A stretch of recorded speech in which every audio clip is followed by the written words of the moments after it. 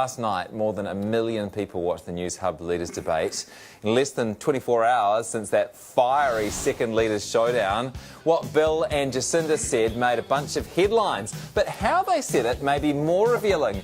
Experts tell us that 90% of communication, it's a good word to mispronounce, communication is non-verbal. You know, a little eye roll here, an awkward smile there, and all those hand gestures too.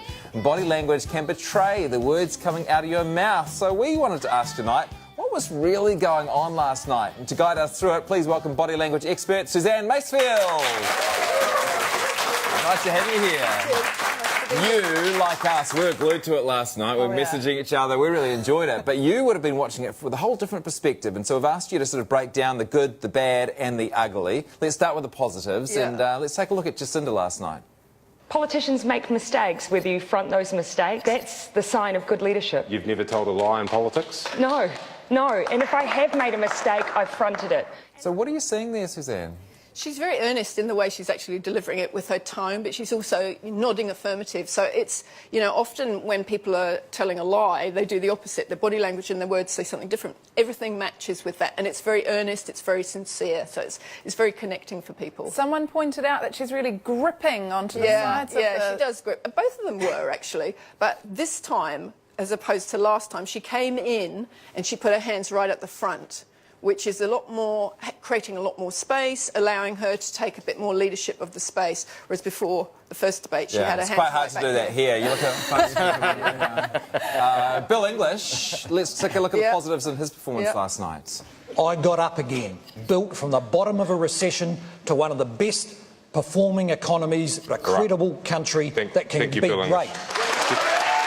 What do you think? That was actually probably the most emotional part of the whole debate for him. His voice started to crack, and you know, you could actually hear the sincerity in that. He's using his left hand, which is the emotional side, and then he comes back to the logical, and he puts his hand in his pocket, so he opens up and then he closes back down again. So, you know, he is actually quite impassioned in there. Is that him like trying to close up that emotional side by pulling back in? He doesn't want to show because he's an accountant, basically. Yeah, it's work for him. So.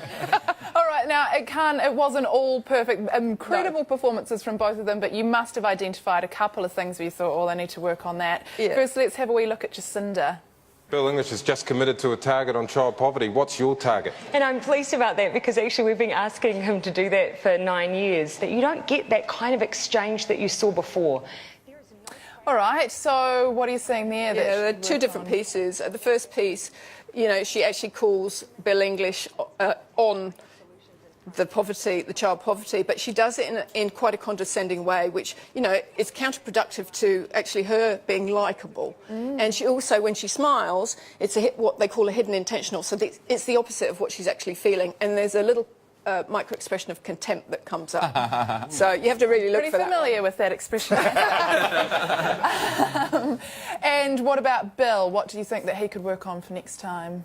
You can survive politics, dealing with the situations you've got, doing the best. None of us is perfect, Paddy.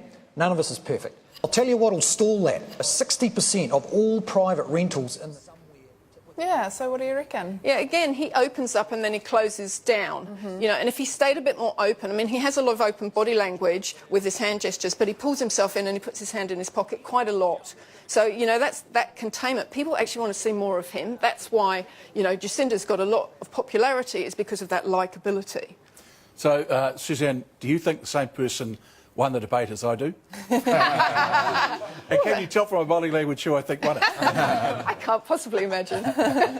What do you think? What is your overall analysis? From a score point of view, they were very, very close, and I actually broke it down into different areas. So I had personality and presence, and Jacinder actually won there, 8-7. Bill was 7.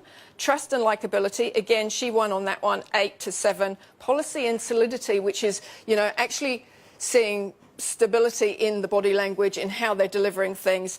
She only got a 5 and Bill got an 8. So he actually won on that score, but then I went into agility to respond to challenges, and Jacinder actually came 1 above him. They were actually neck and neck. You say your marking is very thorough, by the way. I do this for a living. It's very interesting. My favourite part was neither one of the people speaking. It was actually, there was a person in the audience, I don't know if you saw it, just behind Bill. We've got it here. This guy here. Of the most vulnerable people. great expressions. And then finally... And social investment. Yeah, I did see it. I did see it. Yeah, so is he okay? What's happening there? What can I say? It says it all. The body language says it all. I mean, you know, to put somebody like that behind him was perfect. I mean, it's a really good... Yeah, that's Media Works trying to set it up. The big question here is, can you, sitting here, looking at me, tell that I'm a great fan of Josh Thompson and love Gary of the Pacific? Oh, whoa. Well, I'm in awe. I'm sitting here in awe. We'll have plenty more of that during the ad break. Please thank Suzanne Masefield.